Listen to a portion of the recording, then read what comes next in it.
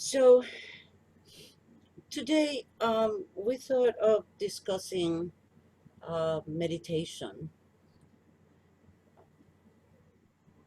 and I will start by a repetition of what we all know, that we are deeply, deeply blessed, that we are born during these times and in places where we could practice, where we could learn the Buddha's teachings, and where we could practice meditation without obstruction. We live in we were born in areas and now live in a place where um, we so far have had no restrictions to the way we choose to believe, the beliefs that we choose to adopt for our lives, and the practices that we engage in to grow spiritually. And so we are blessed, and I want to acknowledge that, and I want to express deep uh, gratefulness for that opportunity that the universe has given me to be born in these times and in these places where I can, freely practice the Buddhist teachings.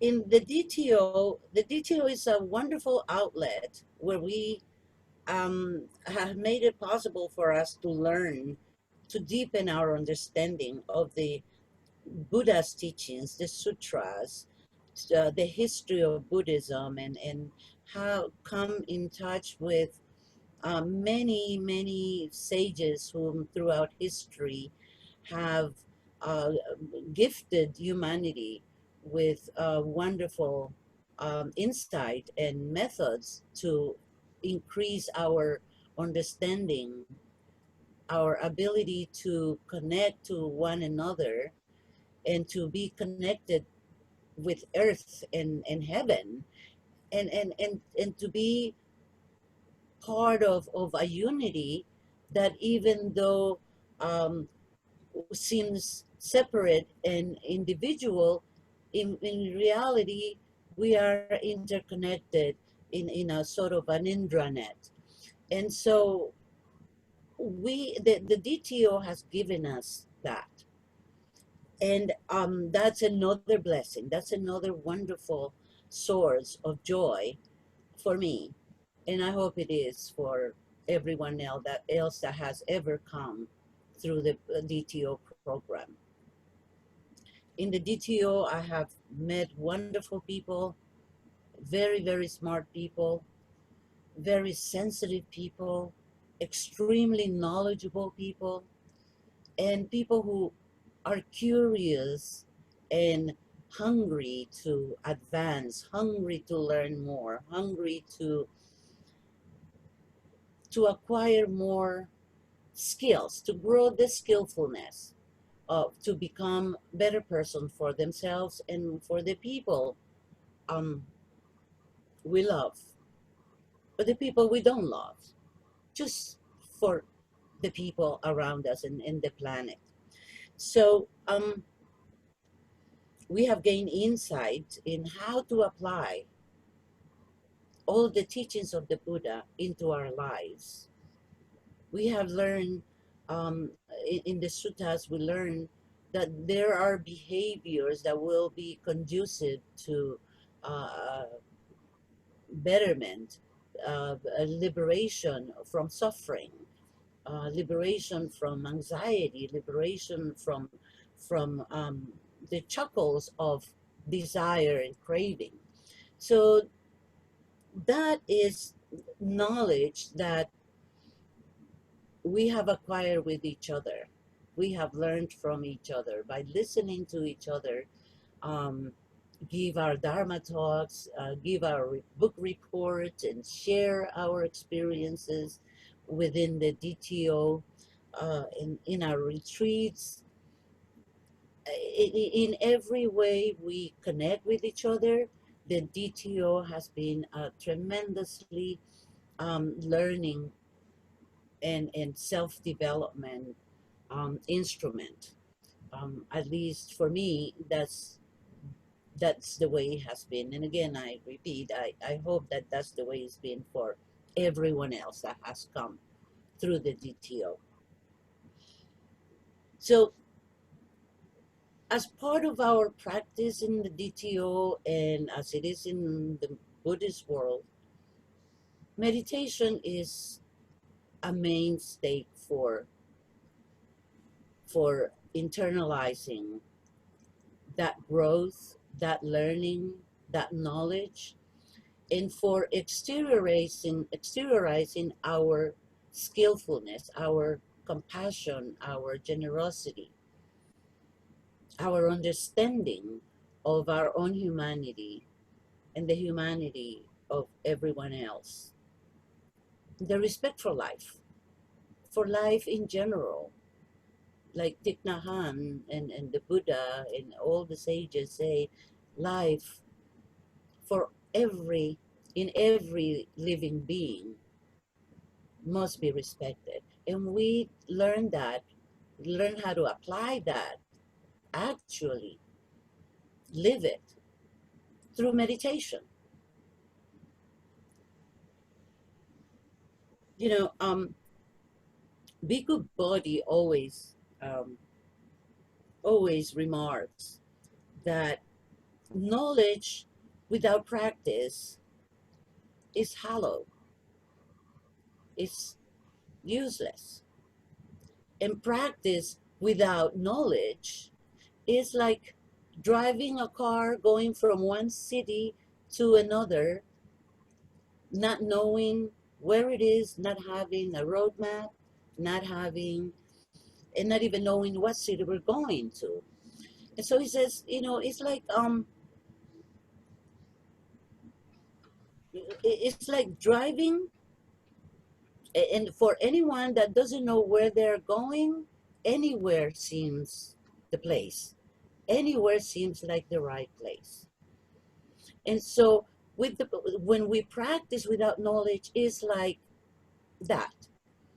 We just go anywhere, and anywhere looks like the right place because we don't know where we're going, and we don't have the roadmap that knowledge gives us.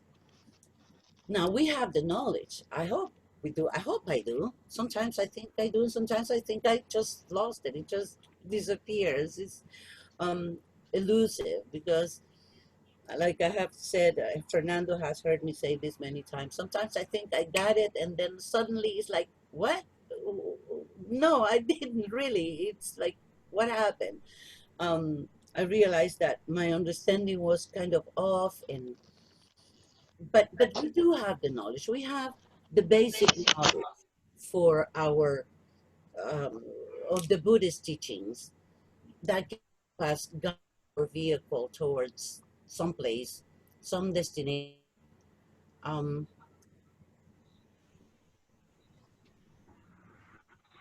in the practice of our meditation. So now we are also familiar with the different types of meditation.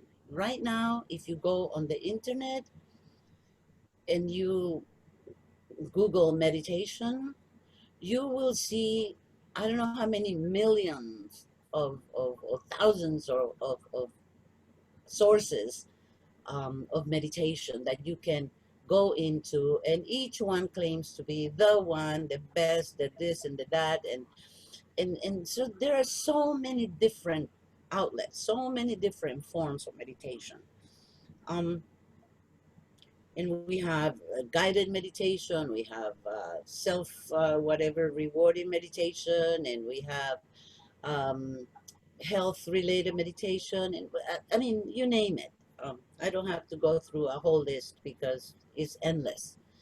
Um, and so thankfully, there were many Westerners who who became curious, I guess, in the 60s. Um, and traveled to the east to learn Buddhism and to learn meditation. And they brought those teachings back, and they have created all these now powerful and famous organizations that provide meditation as a tool to manage pain, to deal with anxiety, sort of in the medical world. This Some of these organizations are very well known, and they're very prestigious because the service they provide has shown that meditation is um, a way provides a way for someone to feel in a little bit more control of a situation that is otherwise seems uncontrollable, like a person who is suffering with cancer. If we lose control of that, we don't know how to deal with it. But with meditation, we are better able to manage that idea, to manage that condition that we cannot control, but we can control the way we communicate with it, the way we relate to it, and the way we view it in our lives. So, in that way, um, all those organizations have been tremendously instrumental in improving the quality of life of people who engage in those practices. So these types of meditation um, are goal oriented. You go there because you want to learn how to control your anxiety. You go there because, again, because you have been diagnosed with cancer, and you don't know what else to do. You go there because you want to improve your communication skills with your family, because you kind of you're like that poem that Jeff just shared. You are a bomb that could explode at any time. And so you go there to be taken care of, um, and to learn to take care of other little bombs that live around you. So it's basically this type of meditation is goal oriented. And they prescribe um, maybe a 15-20 minutes daily meditation to keep that energy flowing in a way that it will be helpful to you. And that is fantastic. The quality of life, again, the quality of life of people has been improved, has been made much better uh, in many instances. There are instances where, um, what is his name? Not Gupta, but this famous doctor, I forget his name, but he writes this book on instantaneous healing. Um, and he talks about how meditation can even heal instantaneously. And sometimes, slowly, with the practice, with the constant practice, you find healing at different levels. Um, but then today,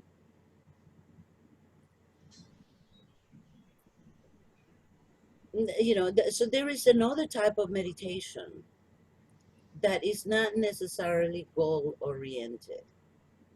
This is the type of meditation that the Heart Sutra speaks of when it says there is when we reach a point of no attainment, there is no attainment. That's what the Bodhisattva Avalokita um, came to realize through this meditation, that there is really no attainment. Yet we need to know where we're going, and that's and support our practice with the learning of the Buddha's teachings, um, so that we can come to that point of no attainment. There is no goal. There is nothing to achieve. And that's the meditation that will take us, according to Thich Nhat Hanh, with the book that I like to present today, is this little book. I don't know if you can see it there. It's called, um, can you see it? I will, I will send the, okay. So the book is called Master Tang Hoi, the first Zen teacher in Vietnam and China. And that was written by Thich Nhat Hanh. So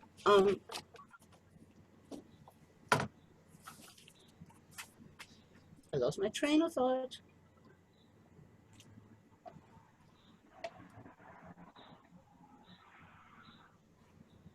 So in this work of Tang Hoi, is we can see the Heart Sutra sort of not even mentioned there, but we can see it how it's weaving the the knowledge and the practice of meditation in what Tang Hoi writes. Um,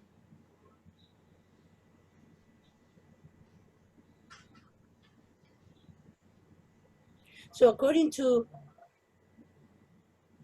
the Heart Sutra, perfect understanding is the key to liberation. According now, Tang Hoi calls this an upright mind, and that's a mind that is able to liberate itself through the deepening of the meditation absorption. So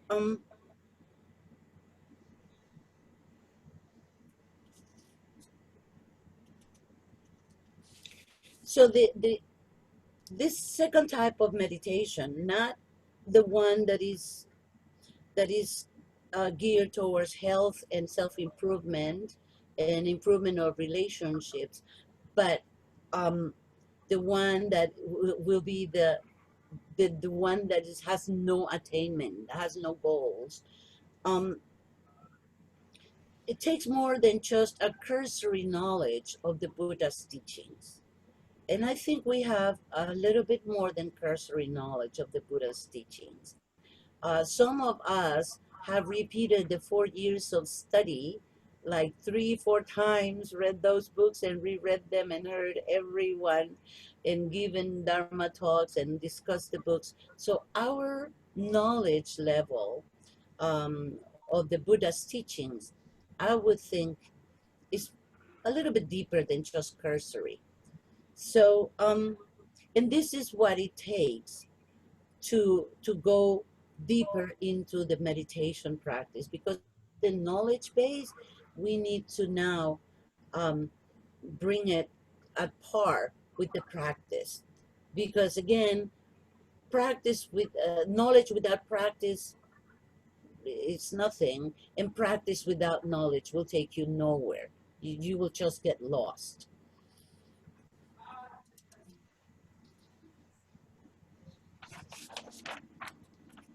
So we need to know, um,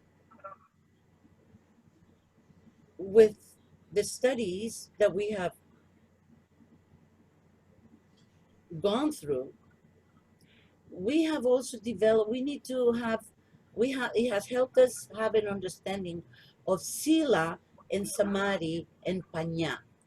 And these are elements, understanding these elements is essential to having a practice of meditation that is fruitful, that will take us, according to Tang Hoi, to the other shore.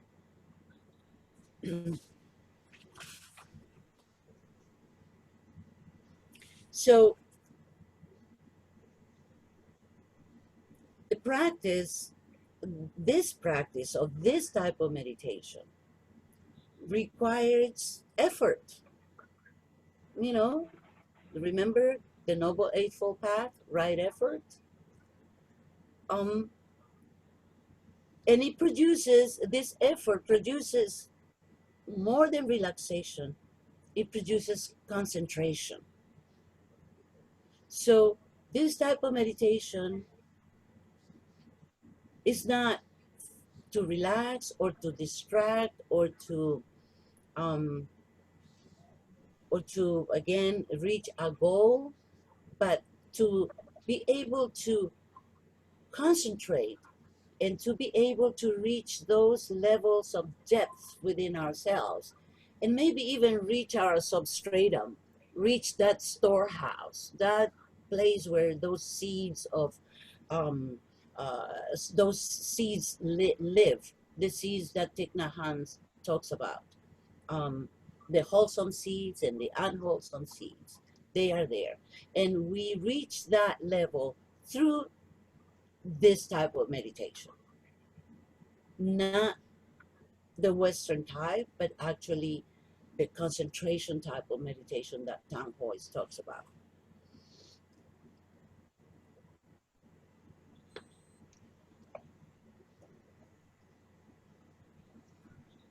So the Buddhist meditation, we know, is quite complex and it has many layers and depths, right?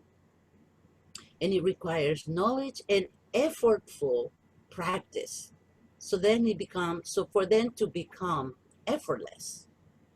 So we first have to work strenuously, and then all of a sudden we don't have to work anymore. It's just, it becomes an easy, um, accessible um, tool for us because it transforms you.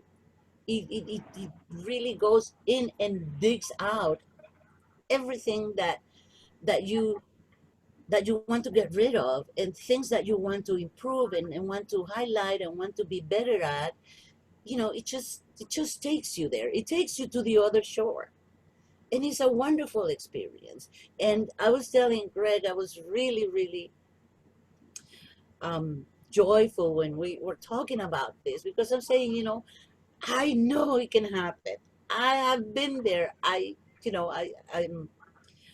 go to the long-term retreats, the extended retreats, every year, and this year I'm so mm, I'm feeling kind of empty because Corona has not let us done that. But every year, it's a wonderful experience where you have an opportunity to really go into yourself with deep silence and allow the spirit, if you will, to speak, to come and show its presence in your life, and to show what you're made of and how you're made of and how it exposes your internal spiritual organs, so to speak. So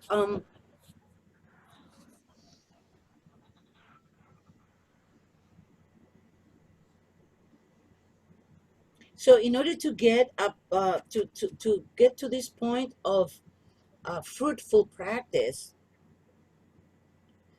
Tang Hoi, who happens to be the first, as the title says, is the first Zen uh, teacher in Vietnam and China. The introduction has a beautiful, of this book has a beautiful account of how Tang Hoi, how Buddhism came to Vietnam. And it says that according to Thich Nhat Hanh, according to the history, that Vietnam was the first place, or was first to receive Buddhism before China. Buddhism was in Vietnam before it came to China.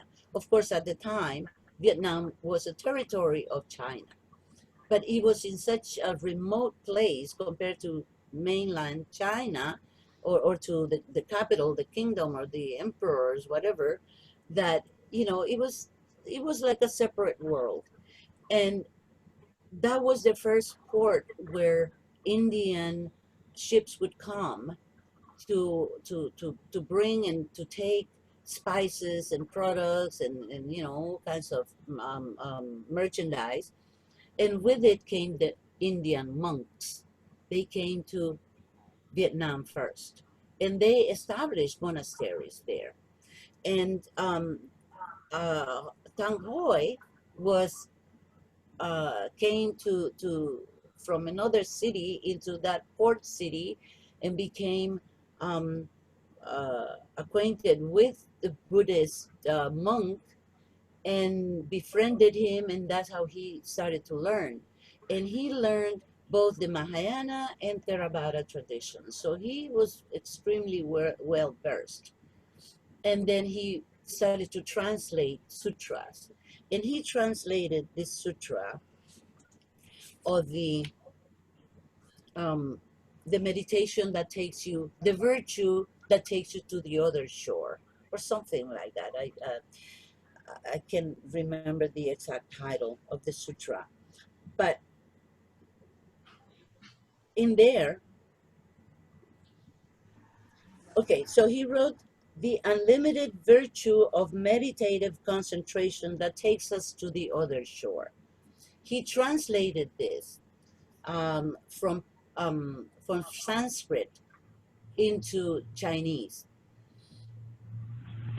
And this is what this first chapter is all about, and this is what I want to continue to talk about. So in this first part, he talks about 5 elements of meditation, and he says that in order for us to realize that virtue of unlimited meditative concentration that takes us to the other shore, we first need to have 2 aspects within ourselves. First, we need to devote the mind to one object. Devote the attention of the mind onto one object and accumulate all the wholesome formations. That's the first phase, or the first step.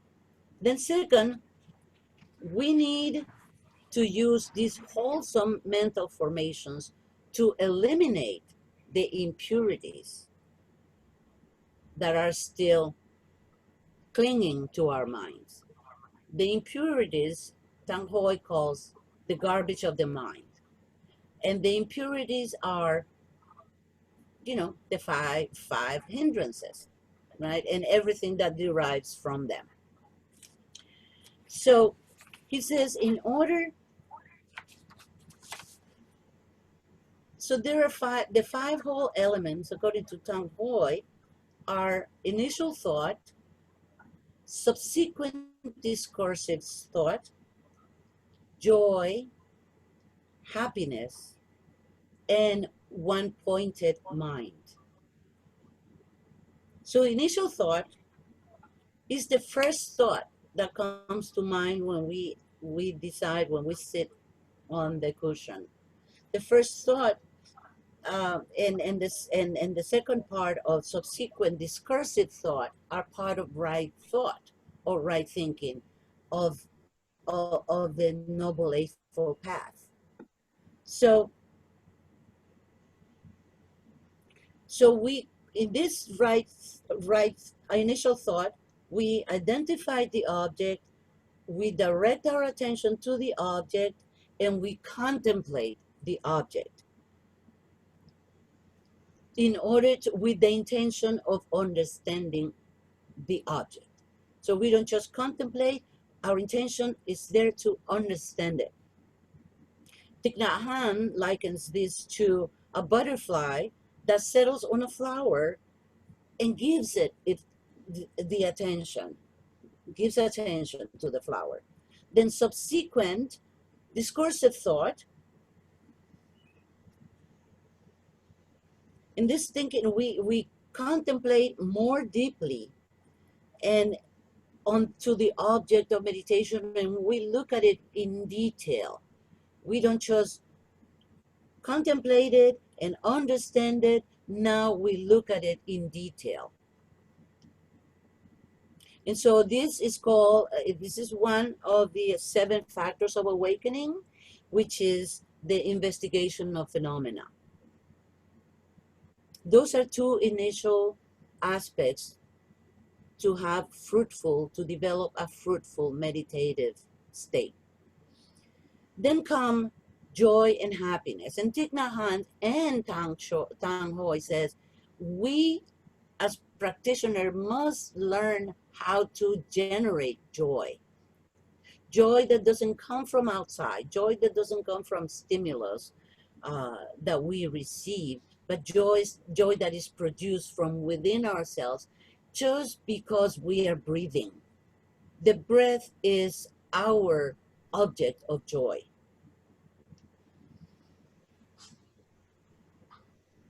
And then with joy, after joy comes then happiness, because joy is that elation, and then happiness, maybe it is, Tang Hoi believe that it's like more steady, more long lasting, at least for one moment longer than joy. But they support each other. Joy and happiness support each other. Um, so the sources of joy and happiness could be many. The fact that we're together here today is a source of joy. It's a source of happiness. And that could be, that motivation that gives you that joy. Um, but Tang Hoi says that the main source of joy and happiness is actually distancing and relinquishing. So when we sit in meditation, we distance ourselves from everything that is around us, everything that is within our mind. We sort of put it aside, we create that distance, and we relinquish it. We just let it go. We are not disturbed by the sound, the smells, the taste, the desires, the thoughts of future activities and things like that. And that is what is the true source of joy and happiness. And then comes one-pointed mind. After we have attained that level of joy and happiness, then comes the one-pointed mind. In the one-pointed mind, then the monkey mind is settled. It's come to rest, right? And it's now concentrated on the object. In this case, the easiest object to concentrate upon is your breath, because you carry it with you. It's right there. It's available. It's accessible, and you can just focus on it and be joyful that you're breathing, and then just concentrate. So at this point, with the one-pointed mind, the mind is undistracted, and the mind, once we learn how to do this and we do it repeatedly, the mind becomes stronger. It becomes more stable and more penetrating. Um, and that penetration creates that openness that is necessary for the manifestation of insight. So we need to go through these sort of stages of development of the meditative process before we reach insight. Now, I'm going to leave it at that, and I'm just going to mention the 5 elements, the 5 unwholesome elements. So those were the 5 elements, the five wholesome elements. Now, the 5 unwholesome elements, we know they're craving and desire, hatred and anger, sleepiness, agitation and regret, and doubt. These create darkness. They obscure our ability to see and to concentrate and to distance and relinquish. So, but we don't fight against them. We don't try to change them. What we do is, Tang Ho recommends, we cultivate the wholesome, and that cultivation will slowly make the unwholesome lesser and lesser and lesser. So we don't take hatred and try to change it. We don't take the anger and try not to. We take the anger and, like Thich Nhat Hanh says, we take care of it. We take care of the desire by cultivating the wholesome opposite. So with that, I'm going to just say that this book, I will, Fernando, I have spoken about this gazillion times and I never really actually do it. But this book, I would like to recommend it with this other little wonderful book by Thomas Merton. I don't know if you can see it. This is called Contemplative Prayer. I would like to recommend these two books for the 5th year in preparation for the Dharma teachers, because they are more than just readings. They are, in my humble opinion, manuals of meditation that could really, really help us deepen our practice and help us, be better teachers, better priests, and our wholesomeness will be cultivated. So this is from the Western perspective. This, Thomas Merton, he's a wonderful writer, um, and of course Thich Nhat Hanh and Master Tang Hoi. So I will be recommending them. Um, so it's up to you to decide whether we should, but I think we should.